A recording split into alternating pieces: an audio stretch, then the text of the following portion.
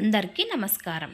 చాణక్యుడు ఒక గొప్ప వ్యూహకర్త, ఆర్థికవేత్త మరియు రాజనీతిజ్ఞుడైన ఆచార్య చాణక్యుడు సమాజంలో ఒక మనిషి ఎలా జీవించాలి, విజయం ఎలా సాధించాలి అనే విషయాలపై అమూల్యమైన మార్గదర్శకత్వాన్ని మనందరికీ అందించారు.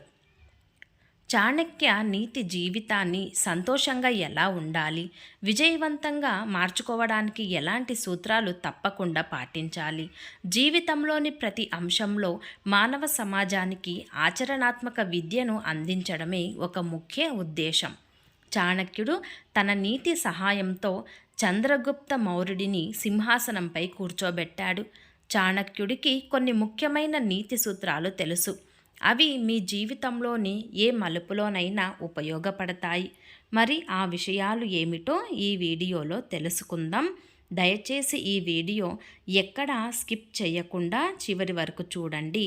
అలాగే ఈ వీడియోకి ఒక్క లైక్ చేయండి. విజయం పొందడంలో మరియు ఒత్తిడి విషయంలో మగవారు ఎప్పుడూ సిగ్గుపడకూడదు. ఈ విషయాలను అడగడానికి మీరు సిగ్గుపడితే మీరు చాలా వరకు కోల్పోతారు మరియు అవి మీకు లభించకపోతే మీ జీవితం నాశనం కావచ్చు. ఇది పూర్తిగా నిజం. ఈ విషయాలను అడగడానికి సిగ్గుపడేవారు ఎప్పటికీ విజయం మరియు ఆనందాన్ని పొందలేరు. ఆచార్య చాణక్యుడు మానవ జీవితానికి తన ఉపదేశాలను ఇచ్చారు. చాణక్య నీతిలో ఇలాంటి ఎన్నో విషయాలు చెప్పబడ్డాయి. ఎవరైనా వాటిని పాటిస్తే వారి జీవితంలో విజయం సాధించకుండా ఉండలేరు. అలాంటి పరిస్థితులలో అవేమిటో మేము మీకు చెబుతాము. వాటిని పొందడానికి లేదా అడగడానికి మీరు ఎప్పటికీ సిగ్గుపడకూడదు. ముఖ్యంగా పురుషులు ఈ విషయాలు తప్పకుండా తెలుసుకోవాలి. అది ఏమిటంటే, మొదటిది, భార్యాభర్తల ప్రేమ శారీరక సంబంధంలో ఎప్పుడు ఈ తప్పులు చేయకూడదు. ప్రేమ సంబంధాలను బలోపేతం చేయడానికి ఇద్దరి మధ్య సలహా ఎల్లప్పుడూ బలంగా ఉండాలి. సంబంధం సమయంలో ఒకరికొకరు సిగ్గుపడి భయపడే ఏ జంటకైనా వారి మధ్య స్థానాన్ని ఏ ఇతర పురుషుడు లేదా స్త్రీ అయినా మీ కాపురంలో తొంగి చూసే అవకాశం ఉంటుంది. కాబట్టి సంబంధం సమయంలో సిగ్గుపడకూడదు.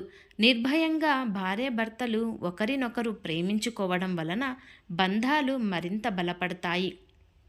ఇక రెండవది, భోజనం చేసేటప్పుడు ఎప్పుడు సిగ్గుపడకూడదు. అవును, చాణక్యుని ప్రకారం భోజనం చేసేటప్పుడు ఎవరూ సిగ్గుపడకూడదు. తినడానికి సిగ్గుపడేవారు ఎప్పుడూ ఆకలితోనే నిద్రపోతారు మరియు అది వారికి పెద్ద సమస్య. ఆకలితో ఉన్న వ్యక్తి ఆగ్రహానికి గురవుతాడు. కాబట్టి అతను ఎప్పుడూ కడుపు నిండా తినాలి మరియు భోజనం చేసేటప్పుడు ఎప్పుడూ సిగ్గుపడకూడదు. పైగా భోజనం చేసేటప్పుడు సిగ్గుపడటం భోజనాన్ని అవమానం పరిచినట్టు అవుతారు. మూడవది, గురువు నుండి కానీ లేదా మరెవరి నుండి కానీ జ్ఞానాన్ని పొందేటప్పుడు ఎప్పుడూ సిగ్గుపడకూడదు. గురువు నుండి జ్ఞానాన్ని పొందేటప్పుడు ఎప్పుడూ సిగ్గుపడకూడదు.